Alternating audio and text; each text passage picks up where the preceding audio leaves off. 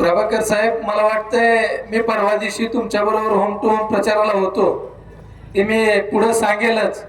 परंतु मला वाटतंय हे सर्व स्वयंस्फूर्तीने आलेल्या महिला आहेत किंवा घराघरातून कानाकाना कोपऱ्यातून ज्यांच्यापर्यंत आमचा आवाज जातो अशा सगळ्यांचंच मी या ठिकाणी वेळेचं बंधन असल्यामुळं सगळ्यांचंच या ठिकाणी मी सहर्ष स्वागत करतो.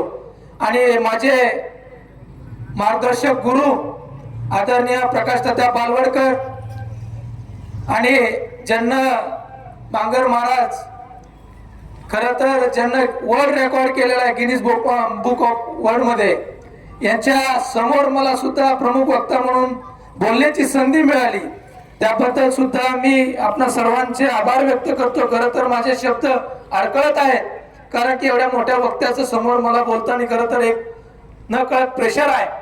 कारण की एवढी मोठी मंडळी, या जरी स्टेज छोटं वाटत असेल परंतु भावांनो, प्रभाकर बांगर म्हणजे दिलीप वळसे पाटलाला कुस्तीच्या आखाड्यामध्ये आसमान दाखवणार या ठिकाणी माझा पट्टा आहे भावांनो. कारण की प्रकाशचा त्या बालवडकर अमर कदम तुम्हाला असंच सांगायला आलेलं नाही की प्रभाकर बांगरला तुम्ही मतदान करा. अरे आम्हाला नैतिक अधिकार आहे. तुमच्या ऊसाचा प्रश्न होता, दुधाचा प्रश्न होता, या ठिकाणी तुमच्या तालुक्याचा आमदार कुठे गेला होता? त्या ठिकाणी आमच्यावरती गुन्हे झालेले आहेत, प्रभाकरवरती गुन्हे झालेले आहेत. आणि तुमच्या दुधाचा प्रश्न आला, प्रभाकर बांगर पाहिजे तुम्हाला. विजेचा प्रश्न आला, प्रभाकर बांगर पाहिजे तुम्हाला. पाण्याचा प्रश्न आला, प्रभाकर बांगर पाहिजे तुम्हाला. कांद्याचा प्रश्न आला, प्रभाकर बांगर पाहिजे. मग या ठिकाणी आता जेडपीचं इलेक्शन आल्यानंतर आता तुम्हाला कोण पाहिजे? कोण पाहिजे तुम्हाला? अरे कुत्र्याच्या छत्र्या उगाले सारखे आता कार्यकर्ते इकडून तिकडून पळताना आता मला दिसत आहेत. खऱ्या अर्थाने 5 वर्षामध्ये तुमच्या सर्वसामान्यांचा आवाज म्हणून ज्या ठिकाणी जे एका मंत्र्याला जे जमलं नाही ते माझ्या प्रभाकरने तुमच्यासाठी भावना केलेला आहे. अरे या ठिकाणी या माणसाला जेलपीत का जायचंय? तुमचे प्रश्न बनवून, तुमचा आवाज बनवून, या जुन्नर तालुक्याचा आवाज बनवून, पिंपळगावचा आवाज बनवून माझ्या प्रभाकर बांगरला तुम्हाला पाठवायचंय भावांनो. सॉरी, आंबेगावचा या ठिकाणी शिक्षणाचा प्रश्न आहे, आरोग्याचा प्रश्न आहे, रस्त्याचा प्रश्न आहे, शेती मातीचा प्रश्न आहे, खात्याचा प्रश्न आहे, औषधाचा प्रश्न आहे, माझ्या व्यापार बांधवांचा प्रश्न आहे, माझ्या कष्टकरी कातकरी भावांचा प्रश्न आहे. अरे या ठिकाणी मी दूध संघापुढे मला वाटतं भाषण देतोय.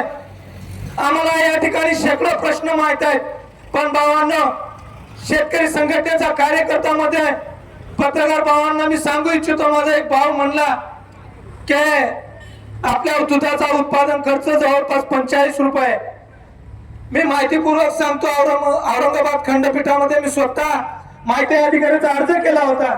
1 लिटरला दुधाला खर्च किती आहे भावांना माहित आहे? औरंगाबाद खंडपीठाचा तुमच्या लेकरा बाळांना शाळेत सोडायला गाड्या आणि आम्ही रक्ताचं पाणी करतोय. अरे माझ्या माय मावल्यांच्या पुरीचं जर लग्न झालं, ते माय मावली माझी बहीण जर नांदायला गेली, त्याला ती माहेरला येते, त्यात तिला एक अपेक्षा असते, माझ्या बापाने माझी चांगली साडी द्यावी. कारण की तिला माहित असतं माझी सासू, माझी नणंद, माझी भाऊसाहेब माझ्या बापाने घेतलेली साडी या ठिकाणी कसली घेतली विचारणार आहे. त्यावेळेस ती जायची वेळ येते, त्यावेळेस मात्र त्याच्या खिशामध्ये रुपया नाही. कुठेतरी माय मावली इकडे तिकडे ठेवलेले 100, 200, 500 रुपये गोळा करते. तोही बाजारामधला पट आपली पणाला लावतो आणि माझ्या लेकीला 1000, 1500 रुपयाची साडी आणतो.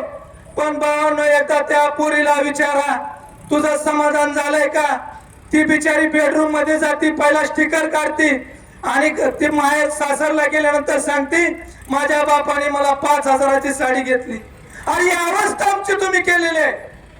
आमची काय चूक आहे? आमचं लाचारीचं जगणं संपवावं म्हणून आम्ही शेतकरी संघटनेचे कार्यकर्ते अहोरात्र तुमच्यासाठी आम्ही काम करतो. आमच्या काय गुन्हा केलेला आहे का? अरे प्रभाकर बांगरवरती 16 केसेस आहेत. कुणासाठी केल्यात? का पाकिटमार केली का? अरे तुमच्यासाठी ज्या पकड्याने तुमच्यावरती गुन्हे केलेले, आमच्यावरती प्रकाश तात्या बालवडकरवरती अक्षरशः जीव घेणे हल्ले झालेले आहेत, आमच्यावरती गोळ्या झालेल्या आहेत. 100 पेक्षा केसेस आमच्यावरती जास्त आहेत. ह्याचा हिशोब कोण देणार आहे? अरे आम्ही इथं आलो तर घरी कधी जाईल माहित नसतंय. प्रभाकर बांगरवरती मला वाटतंय हल्ला झाला होता बिहारला, त्यावेळेस सुद्धा दिलीप वळसे पाटला चौकामध्ये आम्ही प्रश्न केला होता, ही तुमची कायदा व्यवस्था का, ह्याच्यासाठी तुम्हाला आम्ही आमदार केलंय का? आता भावांनो घाबरायचं काय कारण नाही. गुंडांनी पळकासोळ केलेला या तालुक्याला. जेडपी मध्ये जाऊन हा तुमचा ठाण्यावर तुमचे प्रश्न कडकडून विचारल्याशिवाय राहणार नाही भावांनो.